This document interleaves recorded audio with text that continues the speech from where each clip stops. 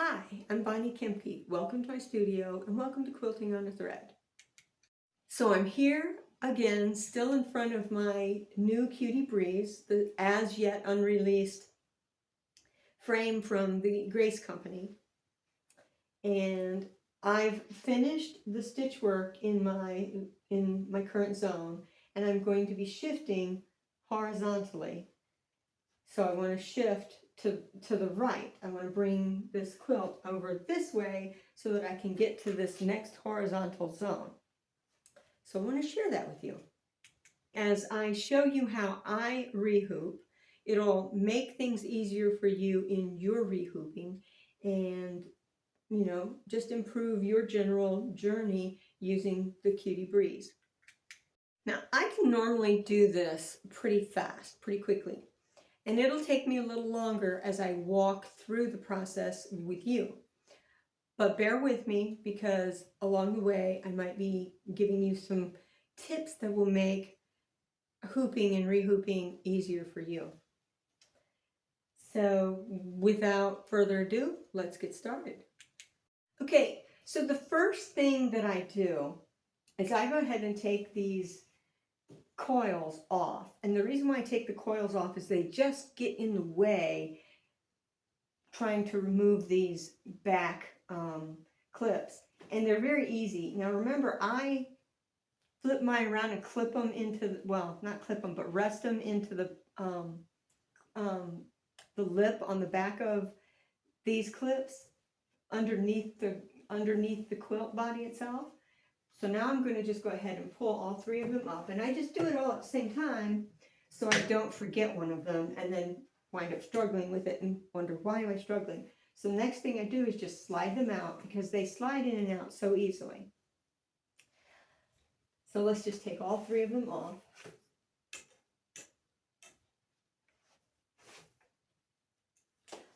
I set them on a stool that I have set behind me so that I always know where things are. So then I'll unfurl this, whatever. Now everything is exposed. So with everything exposed, I find the easiest thing to do for me, since I'm going to be using the bungees now on that side, is I'll go ahead and remove the bungees on this side. And that's just unclip them, pull them off of the loop. I can set them on this table because the carriages are high enough that that's not going to interfere with them. Or I can set them on the floor. If you're not comfortable with them being on your table, then just set them on the floor and don't worry about that at all. So you still have a clip here on the side. So you're going to be using this clip, so you need to take it off. So what you do is you take the flat of your fingers and come around to the open side of the clip, having the clip oriented so that it comes off on a flat side. Press with your thumb and pull that up. So basically, we're going to go ahead and take this one off the same way. Get your fingers underneath. Make sure that it's oriented to come out on a flat side of the rails because they are square. So you want it to come out of a flat side of the rails. Put the flat of your finger underneath the clip on both sides and press up using your thumb to brace against the rail. That makes them come up easier. It's still a little difficult, but it's a heck of a lot easier than just sitting there trying to pull it with no leverage. Your thumb becomes a fulcrum on this rail, and it gives you the ability to get more pressure. I find that the front ones come out a lot easier, but you still want to do that same thing. Well, I ratcheted these, so I need to unratchet them a little bit to give me the flat side, and then you just pull them up. So I want to unratchet that a little bit so that it's open to the flat side of the rail. Get under there, use my thumb as a fulcrum. Now this is where my weights will come in handy again, because I don't want my quilt to shift, I will put a weight here, and that's going to keep this part of the quilt from shifting right and left.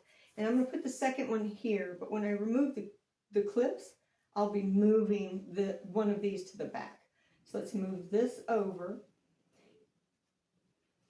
and we're going to take the furthest clip away. This one is the hardest one for me to get to just because of its location. Don't know why, I just don't have as much leverage, but you come underneath, you make sure that it's oriented towards a flat side, flatter your finger under both sides, use the rail and your thumbs become a fulcrum, off. And see, that's the most difficult one for me. Go ahead and move this back the other way.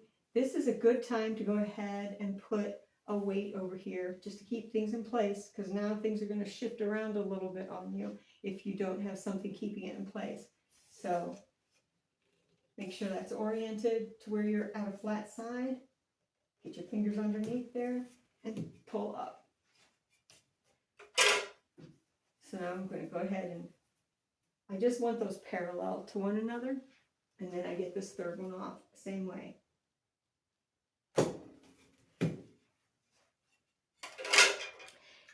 Now I have no clips. Nothing is holding this in place.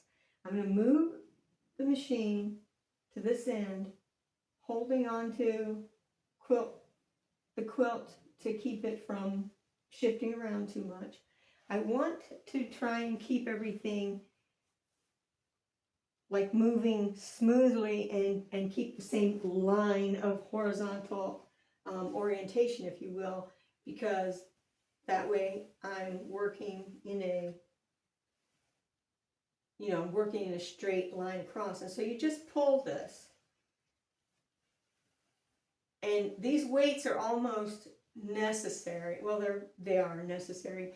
With the Cutie, we could keep the clip on and shift with the clip.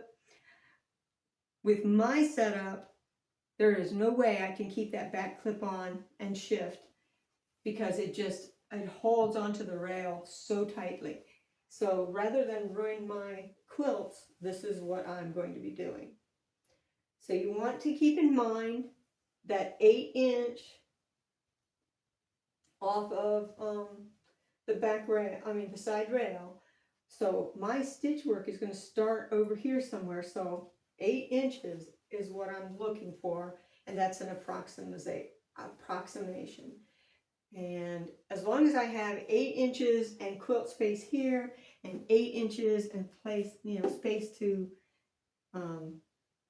hook my bungees here, everything's fine. So I'm pretty good at this at this point. So I'm going to move this over a little bit because you start with your back clips. I start with my center clip. I think I explained this before when I did the first hooping. I start with my center clip because when I clip on either side, it's easier to adjust the sides or the center with a kind of a known, something known. And I usually like to have it be my center that is known. So you just pick what you want to orient on, because use that upper, the upper corner of the diameter of your back rail. And so remembering to use the flat of the rail and drive your clip into the flat of the rail. And so here I go, flat, use the palms of my hand and press in. I'm finding also that if you keep your hand away from the edge, like keep your hand in, don't have your hand right on the edge. You have your hand on the edge and you may very well pinch your hand with these and it hurts. So keep your hand inside, especially on the part that you're walking down. So now that center one is clipped in, I'm going to come in and do the side here. You want to go ahead and straighten things out. Sometimes it's best to pull it away from the other clip and get your clip positioned using the flat of the rail. go in.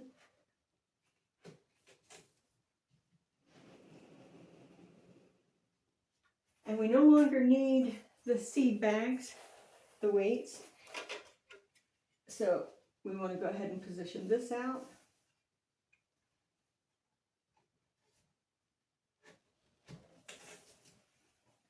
And I can just look at that and see that it's still even, but I do bring my ruler over and give it more than just the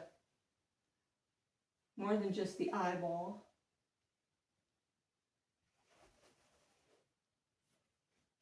Ooh, yeah. Sometimes I'm better than I thought I was. Usually I have to adjust that. So the next thing you do is you want to make sure that the back of your quilt isn't caught up under anything. And you're going to bring those curls back. And believe me, these curls go in so easily. So we're going to go ahead and put the curls in. It sometimes helps if, as you're putting the bottom in, you just lift this one away so that it doesn't struggle on your blue clip. Now some people are leaving the center one out because that way they just keep these over within that 8-inch boundary where you're not quilting. And they leave the center one out, and that gives them more flexibility, like they don't have to worry about hitting it. There is a possibility, especially with a head that's so big, a motorized head that's so big on like the Jazz, on several domestics, but I find that it's just as easy not to, it's just as easy for me. I just adjust my quilt space back a little bit further from the rail to make sure that I don't bump into them. So now that that's done, we want to go ahead and roll this up and take the coils, open it up, and get that quilt body in. And remember, I go ahead and pull it around to the bottom of the blue clip and let it rest on the rim on the other side. It doesn't go into the rim. It wasn't made to do that, but that's been my workaround and trick, because that keeps them out of the way of my machine. See how that one, let me see if you can really see. This one comes out and it drops out about 2 inches. This one, being stretched around that way, is only out about 1 inch. So it gives me more space.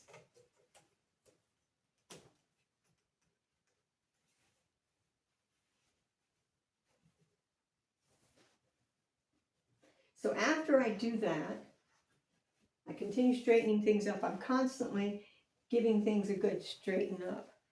Now I come and do the front clips. And again, orient towards the flat. And then just use the palm of your hand, stay away from the edges. Use the palms and push it in. These are made to ratchet. We'll ratchet it in a few seconds if we need.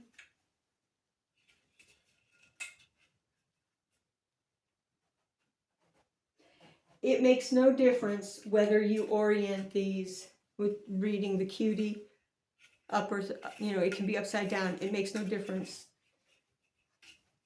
So just find that flat and walk it down. Now that we're in there, I like to move the quilt away, the machine away, and see how much play I have, and that's way too much. So we ratchet and we ratchet.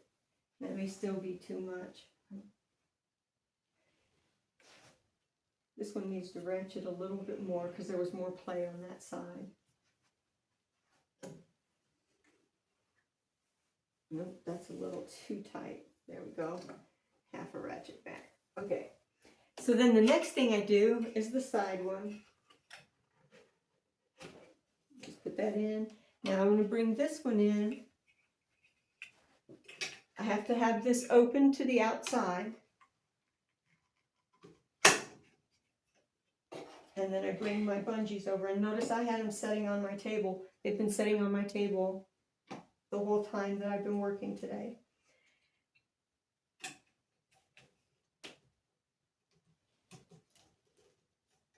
Again,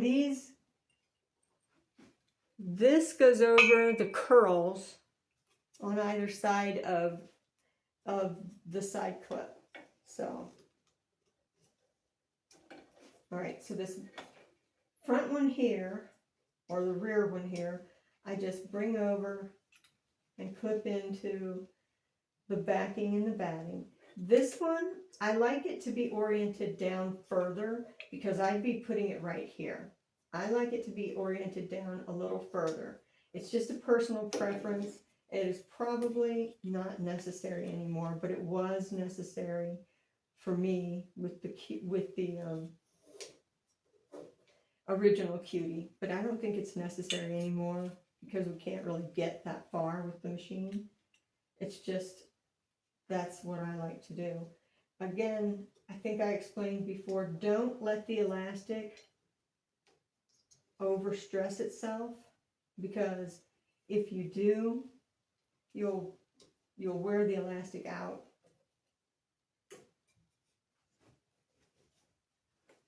So that is hooped.